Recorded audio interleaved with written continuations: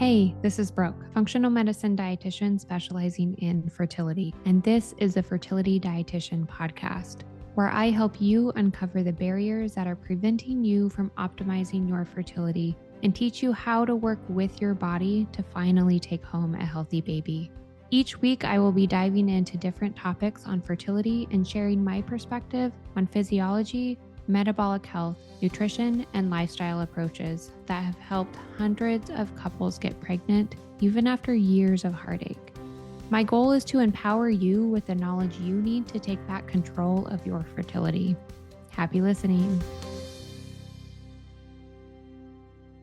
We are talking all about iron today, and it might seem kind of surprising that this nutrient has its own whole episode, but it is a wildly important and very misunderstood nutrient. So I see a lot of barriers around iron in the couples that I work with, especially the women that I work with.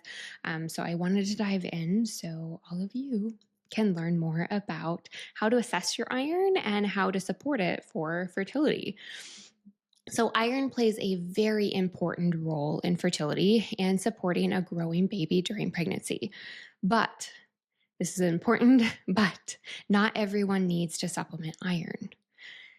Unfortunately, many prenatal vitamins have iron in them, but without a full assessment of what is happening with iron in your body, it can actually be doing more harm than good. Okay, we have what is referred to as an iron recycling system in our body that helps our body produce 24 milligrams of iron daily. And it helps us use iron appropriately as long as we have the right resources on board. And by resources, I mean nutrients. Without adequate copper and vitamin A and magnesium, the system that regulates your iron is going to struggle. And even if there is enough iron in the body, it can look low on basic blood work because it is being stored in the tissues rather than transported and stored on the proteins that we want it to be stored in. Okay, so just to repeat that, iron can look low on basic blood work even if you have enough iron in the body. So what we really need to be paying attention to is how your body is using that iron and supporting that iron recycling system.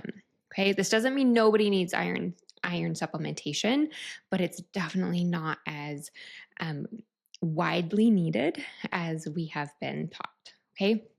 So, reasons that iron can be dumped into the tissues include inflammation and nutrient deficiencies. Those are the two biggest reasons, especially if iron's nutrient buddies are MIA. So, this is your copper, your vitamin A, your magnesium, and a few other minerals, okay, that support how the iron is being transported and used in the body. These are very, very important pieces of that iron recycling system. Okay. So, adequate iron levels are crucial for cycle health and fertility. And inadequate iron can lead to heavy periods, anemia, risk of thyroid imbalance, and pregnancy complications. Okay.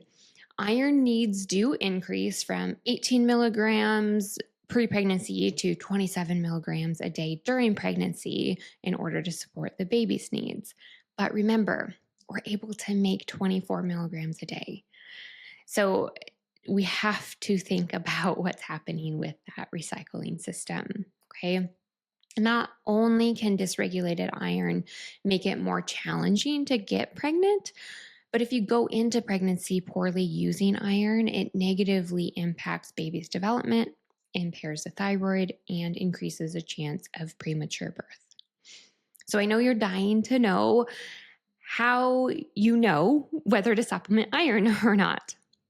Well, assessing with blood work is the first step. A standard workup for iron is going to be a CBC, also known as a complete blood count that looks at your hemoglobin, the shape and size of red blood cells, and what's happening with white blood cells as well.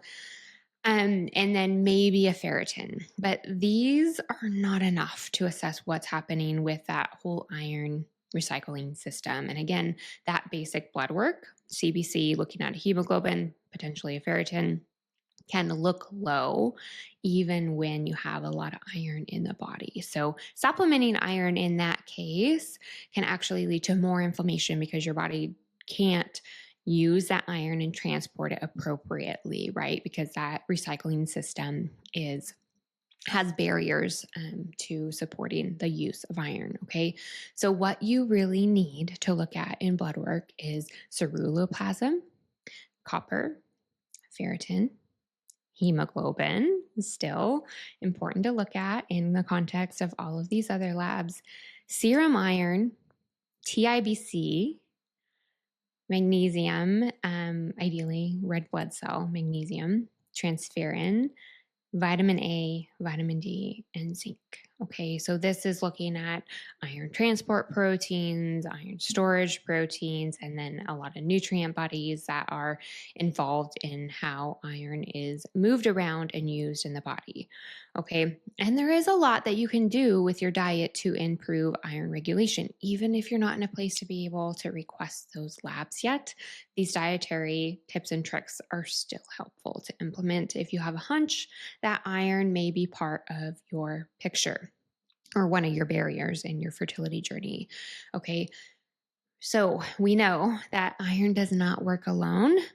But the cool thing about food is that it's never alone in food, right? Iron is never alone.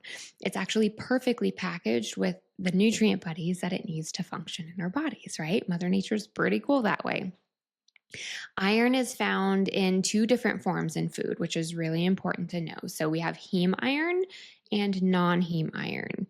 Heme iron is found in animal foods, and non heme iron is found in plants. Heme iron is absorbed up to 4 times better than non heme iron. So plants actually have compounds that inhibit iron absorption. This is why iron recommendations are about double for vegetarians. Okay. So when we're looking at ground beef, for instance, 3 ounces of ground beef has 2.7 milligrams of heme iron, making it much easier for the body to absorb. While 3.5 cups of spinach has 2.7 milligrams of iron. Also, it's non heme iron. So you're not actually going to be absorbing that much iron. Okay.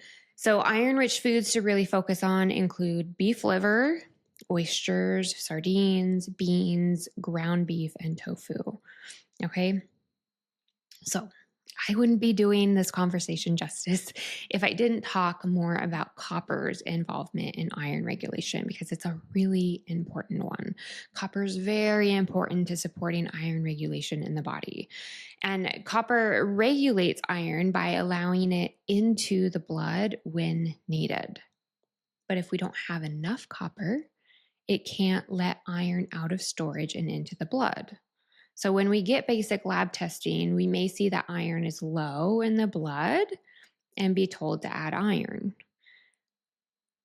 When what we really need is copper because the iron is stuck in the tissues. Okay, so that's why you want those other labs in addition to your basic hemoglobin.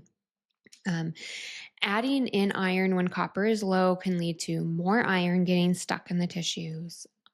Remember, iron is a metal and it does oxidize in the body if we aren't able to regulate it. So, this can lead to more inflammation, more metabolic barriers for health and fertility, definitely as well.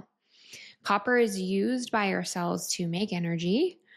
And if we don't have enough, not only do we have trouble regulating that iron, which is very much involved in transporting oxygen in our body, we also don't produce enough energy for everyday functions. So, let alone make hormones and support the very intensive process of fertility.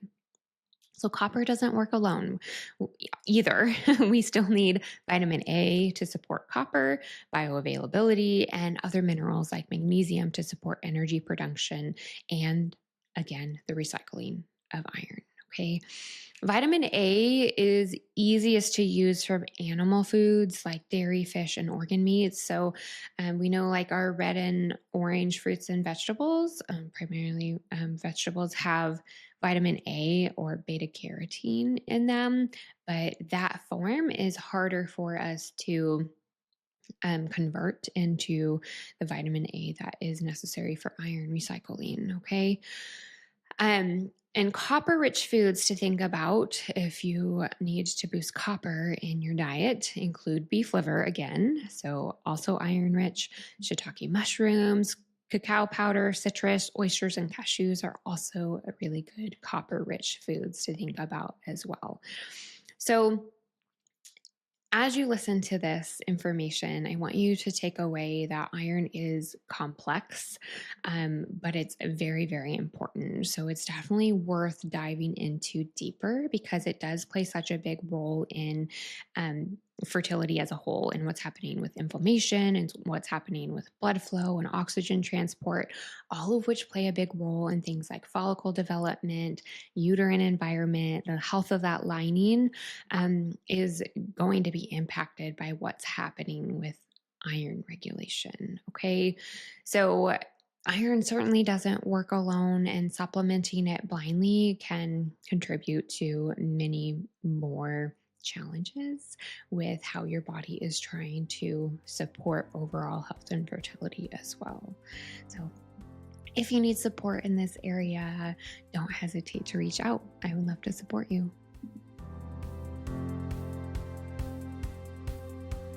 Thank you for listening to this episode of the Fertility Dietitian podcast.